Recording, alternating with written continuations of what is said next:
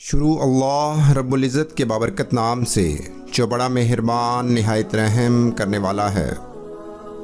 بے شک میرا رب وہ ہے جو مجھے آزماتا ہے، پھر سنبھالتا ہے، پھر آزماتا ہے اور پھر سنبھالتا ہے۔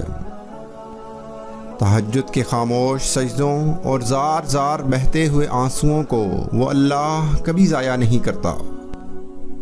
دوسروں کی خوشی میں خوش رہنا سیکھو، اللہ تمہیں خوشی دینے میں بھی دیر نہیں کرے گا۔ اللہ جب کسی کو اپنی طرف لانا چاہتا ہے تو اسے کسی کے ہاتھوں ضرور توڑتا ہے تاکہ اسے احساس ہو جائے کہ اللہ کی محبت کے سوا سب محبتیں فنا ہیں۔ جب اختیار میں میرے تہجد کا سجدہ ہے تو کیوں مانگوں پھر میں اس دنیا سے۔ رب امتحان میں ڈالتا ہے کیونکہ وہ ہمیں اٹھانا چاہتا ہے، اور انسان امتحان میں ڈالتا ہے کیونکہ وہ ہمیں گرانا چاہتا ہے۔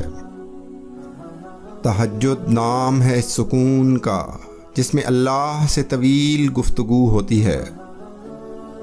اللہ فرماتا ہے، جب کوئی تم پر ظلم کرے تو میرے انتقام پر راضی ہو جاؤ، کیونکہ میرا انتقام تیرے انتقام سے بہتر ہے۔ تہجد میں گرنے والے آنسو اکثر دعاؤں کی قبولیت کا وسیلہ بن جاتے ہیں۔ لوگوں سے ڈرنا چھوڑ دو، عزت اللہ دیتا ہے، لوگ نہیں۔ وقت اچھا ہو یا برا، میرا اللہ کبھی بھی ساتھ نہیں چھوڑتا۔ یوں تو وہ دلوں کا حال جانتا ہے، لیکن وہ چاہتا ہے کہ اس سے مانگا جائے کہ یہی اس کی شان ہے۔